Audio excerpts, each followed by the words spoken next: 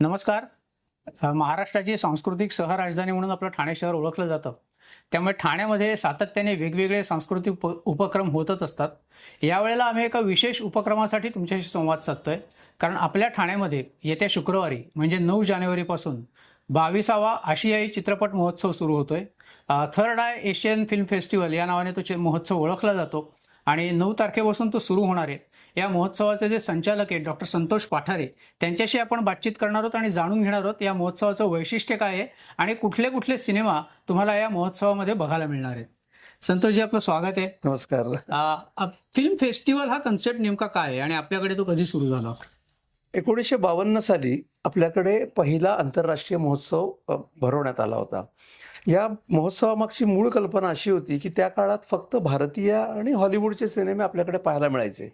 मग Italy, Japan, चीन या देशांमध्ये त्यावेळेला जे दर्जेदार चित्रपट निर्माण होत होते किंवा त्यावेळेच्या ज्या काही प्रवाह शैली होत्या, इटालियन न्यू रिअलिझम असेल, फ्रेंच न्यू वेव्ह असेल, या सर्वांची आपल्या भारतीय प्रेक्षकांना ओळख व्हावी म्हणून आपल्याकडे आंतरराष्ट्रीय महोत्सव सुरू झाला. आणि प्रामुख्याने हा जो महोत्सव होता तो ज्या फिल्म पर्सनॅलिटीज आहेत किंवा समीक्षक आहेत यांच्या पुरता त्या काळात मर्यादित होता.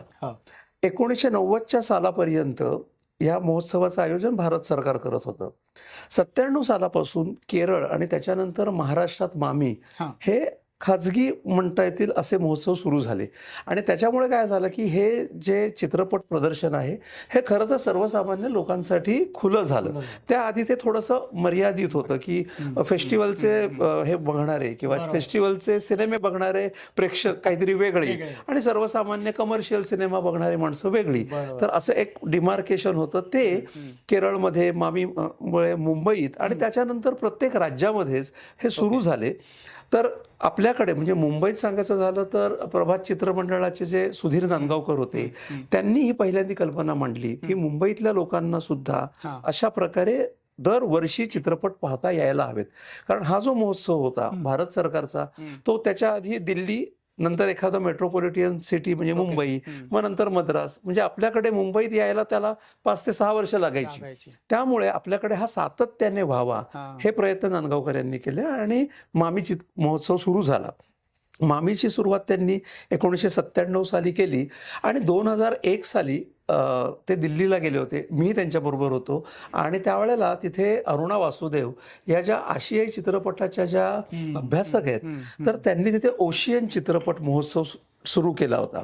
नांदगावकरांना तिथूनच प्रेरणा मिळाली आणि ते दशकही असं होतं की त्या काळामध्ये इराणियन सिनेमे जे होते म्हणजे मजिद मजिदी यासारख्या दिग्दर्शकांचे जे चित्रपट होते ते थोडेसे लोकप्रिय व्हायला लागले होते. तर त्यांनी म्हणजे नांदगावकरांनी 2002 साली एशियन फिल्म फाउंडेशनची स्थापना केली. पण त्यात किरण व्ही शांताराम, विनय नेवाळकर, श्रीकांत बोजेवार, विजया चौहान ही सगळी मंडळी होती. आणि मग या सर्वांच्या सहकार्याने त्यांनी एशियन फिल्म फाउंडेशन सुरू केलं आणि त्या अंतर्गत पहिला जो आशियाई चित्रपट महोत्सव आहे तो मुंबईत 2002 साली साजरा होऊ लागला. आता या मागचं अजून एक कारण काय होतं, कारण ऑलरेडी मामी फेस्टिवल आहे किंवा भारतीय चित्रपटांचा आपला आंतरराष्ट्रीय चित्रपट महोत्सव आहे. पण त्या काळात काय होत होतं की फेस्टिवल म्हटलं की जरा युरोपियन सिनेमे किंवा परदेशातले जे असे जे काही विशिष्ट देश आहेत, प्राग असे म्हणजे चेकोस्लोव्हिया देश होता, तर इथले सिनेमे फार पॉप्युलर होते. मग त्या मानाने जपान असेल, इंडोनेशिया असेल, थायलंड असेल, इथे जे चित्रपट आहेत ते आपल्याला फारसे पॉप्युलर होत नव्हते. आशियाई चित्रपट महोत्सवात नांदगावकरांनी जाणीवपूर्वक भूतान, श्रीलंका, नेपाळ, बांगलादेश इथले चित्रपट दाखवायला सुरुवात केली. आणि मग त्यातले जे दिग्दर्शक होते म्हणजे जाफर पनाही असेल किंवा मजिद मजिदी असेल किंवा ह्यो जानकी असेल चीनचा, तर ह्या सगळ्या दिग्दर्शकांचे चित्रपट आपल्याला पाहायला मिळाले आणि तेव्हापासून लोक खूप चांगला प्रतिसाद द्यायला लागले. आता या वर्षीचा जो आपला 22वा चित्रपट महोत्सव होतोय त्याचं वैशिष्ट्य काय? या वर्षीचं महत्वाचं वैशिष्ट्य म्हणजे अर्थात एकच वैशिष्ट्य नाहीये, वेगळे वेगळे विभाग आहेत. त्या विभागांची माहिती देतो म्हणजे किती वैविध्यपूर्ण आहे याची तुम्हाला जाणीव होईल की एकतर गेली 2 वर्ष आपण स्पर्धा विभाग सुरू केलाय. या स्पर्धा विभागात मराठी स्पर्धा आणि भारतीय चित्रपटांची स्पर्धा असे 2 महत्वाचे विभाग आहेत. या विभागामध्ये गेल्या वर्षभरात जे महत्वाचे चित्रपट निर्माण झालेले आहेत ते चित्रपट आपण दाखवतो. तर हा एक स्पर्धा विभाग आहे. मला इथे लगेच हायलाइट करावं असं वाटेल की मराठी स्पर्धा विभागात आपण 11 चित्रपट निवडलेत हो. आणि त्यातले 10 चित्रपट हे डेब्यू डिरेक्टर्स म्हणजे ज्यांचं हो. प्रथम पदार्पण आहे अगदी नव्हे. असे आहेत. अच्छा. आणि त्याचप्रमाणे अर्थात भारतीय चित्रपट स्पर्धेमध्ये सुद्धा 4 डेब्यू डिरेक्टर आहेत. आणि हे वर्ष हे व्ही शांताराम यांचं 125वं हा. जन्म वर्ष आहे. बरोबर. तर त्या निमित्ताने आपण विशिष्ट अशी एक स्पर्धा आयोजित केली आहे हा. आणि त्याच्यामध्ये डेब्यू डिरेक्टरला व्ही शांताराम पुरस्कार हो. देण्यात येणार आहे. अरे वा. म्हणजे हे एक वैशिष्ट्य म्हणायला पाहिजे. हा. त्यानंतर भारत आपल्या आशिया खंडात ना हा. खूप छोटे छोटे देश आहेत. तर त्यातला किर्गिझिस्तान हा एक देश आहे. हा. तर यावेळेला त्या देशातले 5 चित्रपट हो. म्हणजे खरं तर किर्गिझिस्तान कुठे आहे हे सुद्धा आपल्याला जरा शोधावं लागतं आपल्या मॅपमध्ये. तर त्या देशातले 5 महत्वपूर्ण चित्रपट या चित्रपट कुठल्या महोत्सव भाषेत असतात त्या किर्गिझिस्तान आहेत. अच्छा. आता अर्थातच हा प्रश्न अगदी छान आहे की हे वेगळ्या वेगळ्या भाषातले सिनेमे आहेत आणि आपले प्रेक्षक नेहमी विचारतात की आम्हाला समजणार कसं. बरोबर. तर 2 गोष्टी मला इथे हायलाईट कराव्याशा वाटतील. एक तर सिनेमा ही चित्रभाषा आहे आणि दुसरं म्हणजे जे काही संवाद असतात म्हणजे हे सगळे बोलपट नसतात, हो. हे चित्रपट असतात. हा. तर त्याच्यातले जे काही संवाद असतात तर ते संवाद आपल्याला सबटायटलच्या स्वरूपात बघायला मिळतात. त्यामुळे ते समजणं फार कठीण नाहीये. आणि दुसरं महत्वाचं म्हणजे हे आशियाई चित्रपट आहेत. आपली संस्कृती, आपली जीवनशैली हा. आणि या सगळ्या देशांमधली जीवनशैली सारखी आहे. त्यामुळे आपण खूप लगेच त्याच्याशी रिलेट करू शकतो. या कथा आणखीन जे काही चित्रण केलं वातावरण आहे ते. बरोबर. दुसरं वैशिष्ट्य याचं असं आहे या महोत्सवामध्ये की या 2 मुख्य स्पर्धांच्या व्यतिरिक्त आपल्याकडे आशियाई स्पेक्ट्रम म्हणजे चीन, जपान, इंडोनेशिया, थायलंड, हो. टर्की अशा 11 वेगळ्या वेगळ्या देशांमधले चित्रपट हो. तुम्हाला पाहायला मिळणार आहेत. म्हणजे ते खरंच बाहेर बघायला कठीण आहे कारण जेवढ्या सर्रास आपल्याकडे हॉलिवूडचे सिनेमा येतात तसं काही हे बाकीच्या देशांमधले येत नाहीत. आता एक झालंय की OTT मुळे किंवा मूव्ही सारखं चॅनल आहे तिथे काही बघायला मिळतात. मिळू शकतं. परंतु हे सगळे चित्रपट मात्र तुम्हाला या महोत्सवातच आणि एकदाच पाहायला मिळणार आहेत. म्हणजे याचं काही रिपीट स्क्रीनिंग नाही आहेत कारण आपल्याकडे यावेळेला 55 चित्रपट आहेत. हो. आणि हा महोत्सव आपण पु ल देशपांडे महाराष्ट्र कला अकादमी, प्रभादेवीचा आणि आपले ठाण्यातला जो लेक शोअर मॉल आहे तिथल्या सिनेपोलिसमध्ये आपण दाखवतोय. तर 2 चित्रपटगृह आणि त्याच्यातही 55 चित्रपट अशा पद्धतीने आपण ते डिस्ट्रीब्यूट केलेलं आहे. पण म्हणजे या आता फेस्टिवलचा मी पास काढला मला प्रभादेवी हो, किंवा ठाणा कुठेही जाऊन तो बघता अगदी येऊ शकतो. जे आपले प्रतिनिधी असतात त्या प्रतिनिधींना जो पास असतो त्या पासवर ओपनिंग फंक्शन पासून क्लोजिंग फंक्शन पर्यंत म्हणजे तुमची कॅपॅसिटी किती आहे ती तुम्ही आजमावू शकता. बरोबर. तुम्ही जास्तीत जास्त 35 चित्रपट तर नक्कीच पाहू शकता. बरोबर. की तुम्ही जर लेकशोर मॉलला गेलात अगदी 9 तारखेला सकाळी 10चा शो आहे तो 15 तारखेपर्यंत शेवटच्या 7:30च्या शो पर्यंत तुम्ही हे चित्रपट पाहू शकणार आहात. तर हे 3 तर महत्वाचे तुम्हाला मी विभाग सांगितले. बरोबर. त्याचप्रमाणे कंट्री फोकस हा एक आहे. अजून एक महत्वाचा आहे की आपल्याकडे बुसान हो. आंतरराष्ट्रीय चित्रपट महोत्सव असतो. या बुसान चित्रपट महोत्सवात ज्यांना पुरस्कार मिळालेत हा. असे 4 चित्रपट या महोत्सवात आहेत बघायला मिळणार आहेत. म्हणजे हे एक महत्वाचं हे आहे. त्याचप्रमाणे काही 2 महत्वपूर्ण माहितीपट म्हणजे पप्पा सांगा कोणाचे हा अरुण सरनाईकांवरचा एक माहितीपट आहे आणि एक पर्यावरणाचा ओस्लो अच्छा. हा एक माहितीपट आहे. तर तोही या ह्याच्यात आपण समाविष्ट केलाय. मगाशी आता ज्याचा उल्लेख झाला अरुण सरनाईकांवरचा माहितीपट तो स्वतः डॉक्टर संतोष पाठारे यांनी दिग्दर्शित केलेला आहे आणि माहितीपट विशेषतः चरित्रपट करण्यामध्ये त्यांचा हात कोणी धरू शकत नाही असं आपण म्हणू शकतो. फार उत्तम पद्धतीने त्यांनी काही चरित्रपट केलेले आहेत आणि अरुण सरनाईकांविषयी एक मराठी रसिकांना आज एक कुतूहल आहे, आकर्षण आहे. त्यामुळे तो चित्रपट तुम्ही नक्की या महोत्सवात म्हणूनच ठेवलाय. म्हणजे तो जर चित्रपट अरुण सरनाईकांवर नसता किंवा तो चित्रपट बाह्य असता तर मी माझा चित्रपट आहे म्हणून तो या महोत्सवात दाखवला नसता. परंतु त्याचं एक वैशिष्ट्य हे आहे की अरुण सरनाईकांवरचा तो माहितीपट आहे. त्याचप्रमाणे शांताराम यांचं 125वं जन्मशताब्दी वर्ष आहे आणि आता आपलं जे राष्ट्रीय चित्रपट संग्रहालय आहे पुण्याचं तर ते आता जुन्या सगळ्या चित्रपटांचं रिस्टोरेशन करतायत. अच्छा. आता रिस्टोरेशन म्हणजे काय तर ज्या जुन्या प्रिंट होत्या त्या काळात 16 mm नंतर 35 mm वर जे चित्रपट चित्रित केले गेले होते आता ती जी रिळं आहेत ती जुनी झाली आहे, त्याच्यावर स्क्रॅचेस पडलेले आहेत. तर ते आता नवीन स्वरूपात म्हणजे आपल्या डिजिटल स्वरूपात 2K आणि 4K फॉर्मॅटमध्ये, म्हणजे जेव्हा तुम्ही 2 आके बारात पाहाल किंवा तुम्ही डॉक्टर कोटनीस की अमर कहाणी पाहाल किंवा कुंकू किंवा दहेज, हे 4 चित्रपट आपण दाखवणार आहोत, ते तुम्ही आत्ताच्या अगदी कांतारासारखी प्रिंट तुम्हाला दिसणार आहे. म्हणजे जसं आपल्याकडे पितळेचं भांड असतं आणि मग आपण त्याला हे चकचकीत पितांबरी लावतो, तर त्या पद्धतीने तुम्हाला जे चकचकीत झालेलं आहे ते तुम्हाला पाहायला मिळणार आहे.